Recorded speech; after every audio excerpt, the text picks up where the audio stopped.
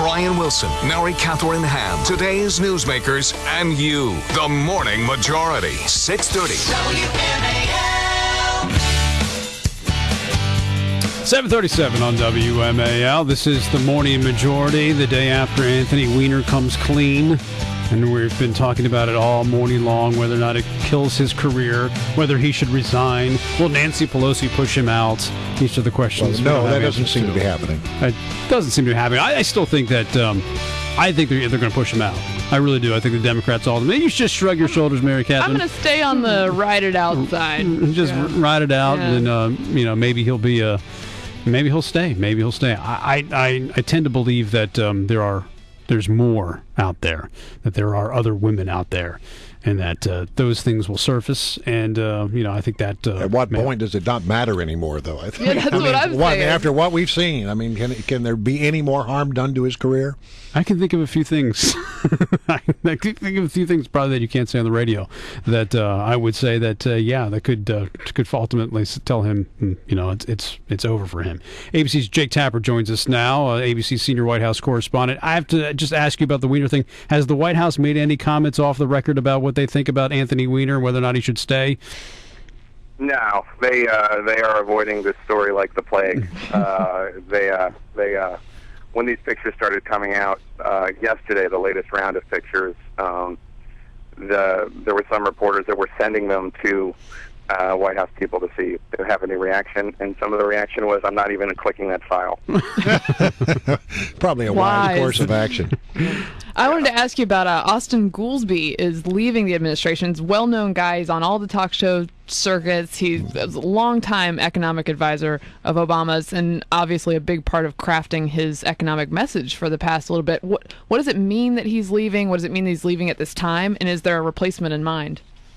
It's not good for the president. Obviously, the timing is bad. This is a particularly bad economic week for the president with the bad jobs numbers from last week. We have a new ABC News Washington Post poll showing that 89% of the American people think the economy is doing poorly. A new high, 59% disapprove of President Obama's handling of the economy. So the timing is not great. Goolsbee, as you point out, has been a huge part of the president's economic message from the very beginning during the campaign. Right. He's going back to the University of Chicago to teach. I haven't heard of any names for replacements. Obviously, there's no shortage of economists who would want that job. It's interesting, though, because Goolsbee just took the job relatively recently after Christy Romer departed to return to academia for herself, and after lobbying hard to get the job. It's kind of early for him to be leaving. Yeah, so why do we think he is leaving? I think it's grueling to work at the White House, and he's been working for the president since I think 2007.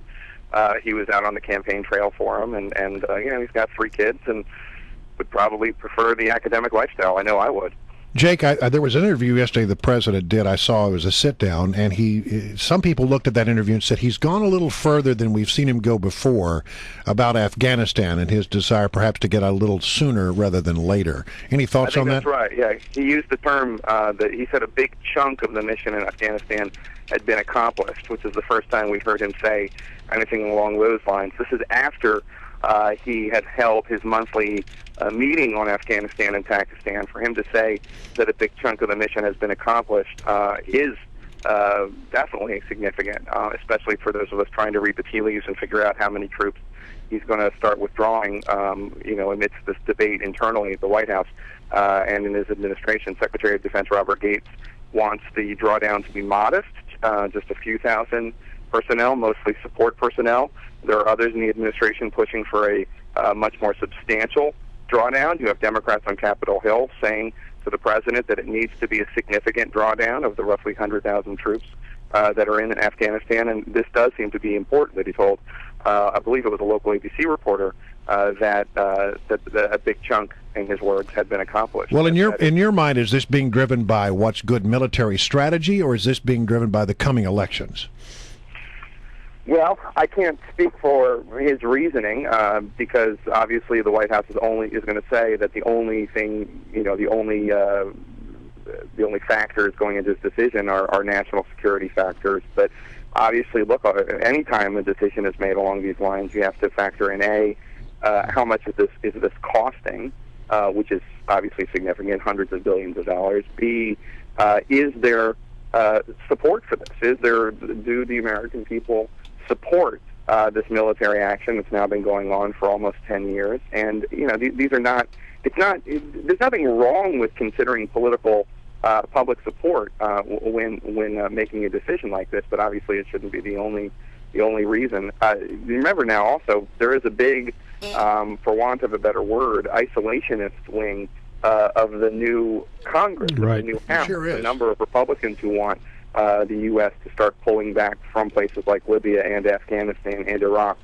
So he's got that to contend with as well, as the Speaker Boehner.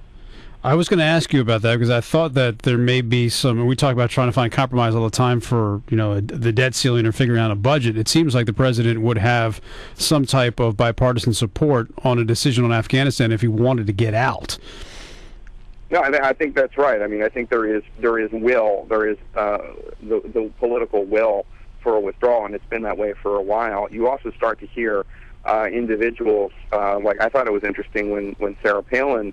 I believe it was a week ago, started talking about how Hamid Karzai started questioning whether or not Karzai was committed enough to the principles that had brought the U.S. there, and if not, it was time for the U.S. to start thinking about whether or not it should leave because it cannot operate effectively without the support of the Afghan government. I thought that was significant as well because she speaks for a number of Tea Party Republicans, and the idea that she was talking about the withdrawal and she has a son in uniform. Mm-hmm. I thought that was interesting as well. All right, Jake, great to have you on the show as always. We appreciate your time.